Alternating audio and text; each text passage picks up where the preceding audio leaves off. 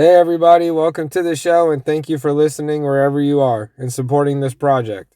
This is Grit and Grace. I'm Colton, your host, and beside me is Matthew. Howdy, y'all. Today, we will be discussing doing it scared. Doing what scared? Doing sobriety scared? Doing drugs scared? I'm talking about the hard thing, which is surrendering and giving your life and will to a higher power or a God of your own understanding. Completely becoming vulnerable and willing to live a better life that is clean and sober and in a never ending recovering journey. Personally, I was never scared to drink and smoke, among other things, Nope. which caused a shit show for every time I did it, pretty much. Yep. And how about you, Matthew? What's your scared look like? Oh, I like you. It was always so easy just to pick up that phone, call the dude, or go to the store and get a bottle of liquor. You know, I See, mean that was the other crazy thing is, I would be perfectly content and somebody would ask me to do something, and I wouldn't be scared. I'd be like, yeah, why not? yeah. You know, jump off the cliff. Sure, let's do it. Let's do it twice. What's involved? Yeah. Hell, sometimes I didn't even ask that. But yeah. All right. So actually, scared moments. Let's see. Admitting that one big word that after the fact was like so much stress and worry off my shoulders and off my mind, but actually saying, Talking about the A word. yep, that A word. That one A word. Yep, Yeah. addiction. Yep, that is a big effing A word. Um, yeah, admitting the addiction was really a difficult one. That was a scary thing, and it was received very well. I was surprised. I mean, we talked about this earlier. Actually, people, Yeah, we did. like smiling when you say that, and it's not because they're going to use it against you. It's because they're like, good, he made that step. You know. Well, it's kind of like having I was also very scared to admit that I was. It brought a lot of made a made up fear inside of me. Yeah, the Around the projected word, fear. around the situation, and just having the shame and guilt. Yeah, I was about to say that actually. So that was really hard for me to actually come out and say it, that I was an addict and that I still have the addict mentality. Yeah. But like you said, man, it was literally the response, and it's the complete opposite of what you think is gonna happens. Mm-hmm.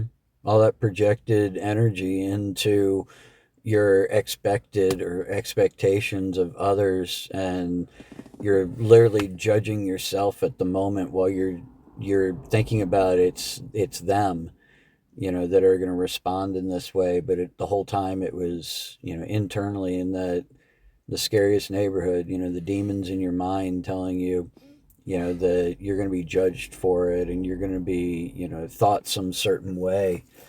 But then you actually say it, and it's like, Weight off of your shoulders. yeah, yeah, It's a fully, huge relief. yeah. Um, Going into the rooms the first time. Well, not the first time. I mean, 20 years, 1 foot in, 1 foot out. Always sitting by the door, hat tilted down to cover my face, hoping that nobody would recognize me. Almost entertain the idea. You know, um, and just ready to dip out as soon as possible. I mean, first opportunity, somebody calls on you, and it's like, nope, I'm not here. You know, but like that first time, September 3rd, when I went in, I was actually sitting in a bar parking lot, and I was just waiting for the doors to open. I spent all night up, awake, drinking. I was supposed to be uh, making sure that I was going to make a call to, ensure that somebody's water was going to stay on. And so I told them the only way I can stay up like that is, that only way I knew I could stay up like that is to drink all night. And so, Probably amongst some other things. yeah, exactly. And she said, whatever you got to do, whatever it takes. And, now I realize whatever it takes is in a different light for me. And I love that. But I stayed up all night and Like we were that. on the phone talking for most of it. And then the more I drank, the worse I got in being an asshole towards her and, being cocky and condescending. And, she ended up saying she didn't want to talk to me again or, ever again. She didn't want to hear from me, which I don't blame her. I mean, I was an asshole. And, Sounds like a scary moment. right. I stayed up and I made that call, and I'm sure I sounded pretty stupid to the person on the other end of the line, you know. Hi, I'm coming for, but whatever. Had And so to be done. had a couple other phone calls, like with CPS that morning. That'd be really fucking scary. Yeah. And then the other person called me back and we talked for a little bit and it was an argument again. And, I got done with those quote unquote difficult calls. Do you ever how do I best word this? Do something that a normal person would do, but you drank or used first, and it made it so much more awkward and more scarier than it ever should have and could have been. Going into meetings, most certainly. Secret rooms. You know, I mean, for that 20 years, I guarantee I was, yeah, See, I kind of sort of knew like it existed, but I didn't know what kind of people were in there. yeah, I didn't know they were just like me. I didn't know we had a bunch of similarities and likewise stories and situations and things that happened and bridges burnt and relationships ruined and all kinds of stuff. yeah, man. The warm embrace that I get after telling the truth is Yeah, it's very comforting, and it's living through absolute humility. yeah, leaning into it. And it's crazy because you actually feel better afterwards. It's like going to an all-out group therapy Yeah, it session, is. but there is no therapist. No, yeah, yeah, there's that. So it's, man, dude, I never thought that being clean and sober and talking about real life situations in our wretched past and everything would feel so um Lethargic, like comforting. Wrong word for lethargic, but yeah, I mean, like seriously, comforting. Like, um, a it's like bad night at it's Taco like the Bell. warm embrace of a hug. Yeah. It's just like it's crazy. And I can't Um, believe that I was scared of that. mm, I was more scared of living an entire life or the rest of my life without drugs than I ever was making a decision to use drugs. yeah, I was being judgmental, judging everybody else in the room, not looking at myself. I was looking at them, I'm not as Oh, I bad as wouldn't that, even. I would judge myself and not even give other motherfuckers a chance. Right? Yeah. But yeah, I would do shit and I would go out and I'm like, oh man, they know I did it, and it's like that's always in the back of my mind, and then that's what led to isolation for the most part. But Mm, that was also very scary. In going through all of that and coming out the other side with light in my eyes and smiling and having a way better outlook on life and a better positive attitude and demeanor mm. is, I mean, don't get me wrong, public speaking is always going to be, I hope not to say always, let me take that back. As of right now, it still kind of gets to me, but the more that I do it, the more comfortable I get. And the only way to do it is to do it scared. Yeah. But I've seen you in that moment, and, like you didn't look it, you weren't portraying it as much as you thought you were. Like Well, I could that's tell because I know you, but that's a I relief and then. like we were no, but I mean like we were talking about it beforehand, so I knew that you were going to be nervous, but um, you didn't, you know, it wasn't an easy read on you, and I read people pretty darn well, and it like I knew because I knew, not Yeah. because I didn't know you, you know. Other people that didn't know that that was a concern for you or an issue for you, they didn't notice, and they even said that after. They're like, "Oh, seriously? I didn't know. You looked fine to me." And that's an example of, dude, it's all in our heads. Yeah, I will say that drinking and smoking definitely caused the anxiety and the fear in the first place. See, Because I can talk to people and be completely normal, but for some reason, talking in front of a bigger group of people is scary. I get that. And I kind of see it as the fear caused me to drink, right?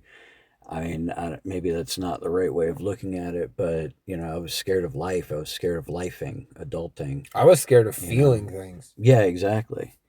I mean, and I So can't I did really say everything I adulting. I could started to drinking numb when I was 10. those emotions and feelings. Yeah. Yeah, that was last 15 years of my life. It was drinking to die, drinking not to feel, drinking to not be me because I didn't think that anybody wanted And me. I've heard people say like, "What are you gonna do when life gets lifey?" It's like I know what I used to do, Yeah. but there is no going there's no more going around it. You can only go through it, Yeah, lean into it. and if you're scared, you got to go through it scared. Yeah. It's part of the growth. It's part of the evolving of the consciousness, your character, your willingness, and your ability to surrender to the moment and actually feel it and take it all in for what it is. I asked a buddy of mine who done, a number of years in like, special operations and stuff like that. And, I mean, his job is to get shot at and not show his fear. I'm like, That'd how are be you pretty fucking not, terrifying. yeah, I'm like, how are you not scared when that shit goes down? He's like, it's not that I'm not scared. It's just that I have to lean into it. I have to embrace the fear and overcome it, and it's okay, fair enough. So you're scared when bullets are flying. Yeah, of course I am. Who wouldn't? You're crazy if you're not. I mean, literally, you're the guy out there going, I mean, like, seriously, jumping out in front of the bullets expecting that they're not going to hit you. No, Divine intervention you'll get out of there. right? I mean, that's what I started to say about sitting in the bar parking lot waiting for the doors to unlock. You know, I mean, it was divine intervention that drove me away. I mean, yes, it was physically my hand on the wheel and my foot on the pedal, Ah, you were the but co-pilot. yeah, exactly. But I didn't even realize that. Yeah, I've been the co-pilot many times. I thought I was in control. I wasn't in control of shit. Yeah. I was in control of whatever like substance I could get. Only because I knew people and I could call them and I could physically go get it and it would be in my hands. Yeah. And that phone call was so easy to make then. Yeah, I'll tell you, that phone call asking for help though. Dude, it's like a That's a 1,000-pound brick. that's a scary fucking thing. And hey, what do we do? But I will say, with that being absolutely scary, it is 1,000,000% worth it to make that phone call. All No right. matter how hard you think it is. So there's a do it scared moment. What was the first time, maybe not specifically that you made that call, but what were you feeling? Was it, I'm ready to do this. I want to make that call because I want to talk to somebody about how I'm feeling? Or was it a do it scared moment? It was a do it scared moment. It was full of anxiety and pressure and fear. Yeah. I And all of mean, that was created by self. But to get out of that, what'd you do? I became vulnerable. Okay. And I What'd did that look like? something that scared me. And I reached out not only to one person, but to a few people. And they all were just genuinely happy that I wanted help. Yeah. They asked me if I was okay. And they pointed me in the right directions. Yeah. And then from that point on, it was up to me to take action and do what needed to be done, even though it was scary as shit. Mm-hmm. I remember But one of those calls. it's crazy because I wasn't ever scared to, like stated earlier in this thing, I wasn't scared to do drugs. I wasn't scared to smoke. I wasn't scared to drink. I wasn't scared to black out. I expected the blackout. I was looking forward I to mean, it. I wanted it. I didn't expect it. It just kind of like, I thought it was just part of it, you know? Yeah, right. Thought everybody blacked out. This is on the schedule for today.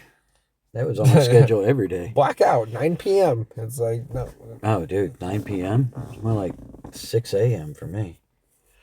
But yeah, That sounds like an exhausting night. there were a But lot yeah, of those. doing it scared.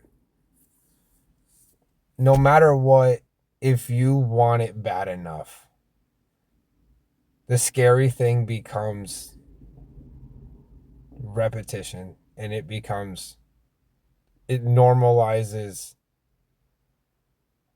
actually doing the next right thing. Mm-hmm. And for me, that's huge. Because it makes the scariest things not scary. Normalizing them. Yeah. And I guess that's going to conclude our episode for tonight. I appreciate y'all. Thank you for stopping in, listening to what we had to say. Welcome to the foxhole. Keep coming back. And this is Grit and Grace. We'll see you guys next time.